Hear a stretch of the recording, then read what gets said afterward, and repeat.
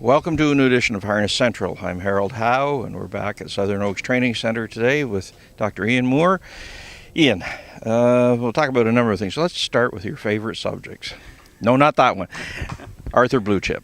We just saw him out in the paddock. He looks like a couple $1 million anyway. We talked a month ago. I know not a heck of a lot has changed, but as we're into the second week of January, how are you feeling about the way he's letting down and taking life easy before the big push? Well, he was, I think those last 2 weeks in New Jersey kind of hurt him a little bit. He had a developing abscess in his foot, a large one, and he was on off lane for the last 2 weeks that we raced him, that one race there. And the first few weeks down here, he was kind of dull and, not typically him. And he didn't put much weight on. I have him on full feed now. And he's finally starting to come around the last little while now. He jumped on one of our grooms, John McKenzie, here the other day and almost knocked him over. So he's feeling a little bit better. And I'm planning on starting jogging him again on January 20th, which will give him about 7 weeks. Him and State Treasure both raced on the 30th at the Meadowlands. And I can't wait. I'm kind of excited about it. So I'd like to get a little bit more weight on him over the next couple of weeks. So he starts with some because he's going to lose some as I train him down. And we're tentatively shooting for, if all goes well, the 1st of May to have him ready. Trying to be objective, what is it you admire about the horse? Even if he was in somebody else's barn and you're trying to relate to what you think, what do you see? Well, he's got a lot of heart and courage, just like his father did, I guess. Those few breaks he made prior to the gold final, he had a bar separation in one foot at that time, and he kept racing. He just made breaks. He never showed lame or anything, or wasn't on a line, but made those breaks his last couple starts, and but that was the reason why. But he still went through it. And the last start we had at the Meadowlands, same thing. That week prior to the Governor's Cup, he qualified on Thursday and was lame on Monday, Tuesday. The veterinarians in New Jersey, I wasn't there, said he had a corn sole bruise, but it actually ended up being a very large abscess, and this was on his other foot.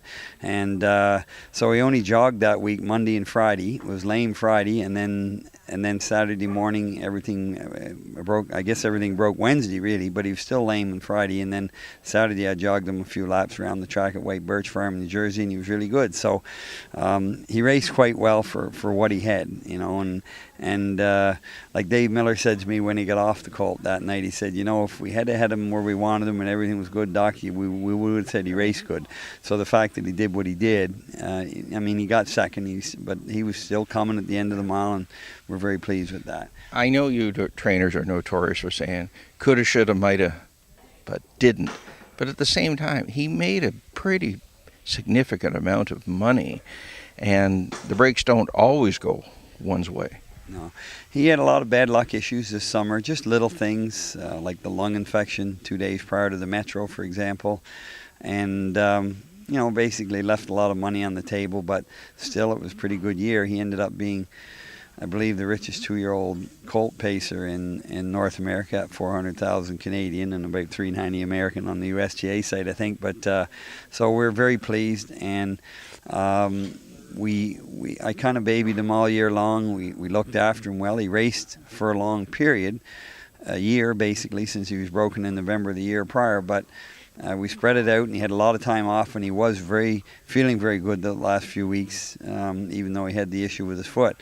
So we're very optimistic about the coming year, and he's grown some. He's grown taller, and hopefully, things will fall into place and all the bad issues are behind us now. What do you think of the competition he faces based on what you saw this past year? Well, obviously the 3-year-old colt division is the toughest. That and the age horses are the toughest two divisions in racing in my eyes, although people that have fillies, I suppose, and trotters might disagree. But there's always some 3-year-olds that didn't race much or didn't show up much as 2-year-olds that will show up this year.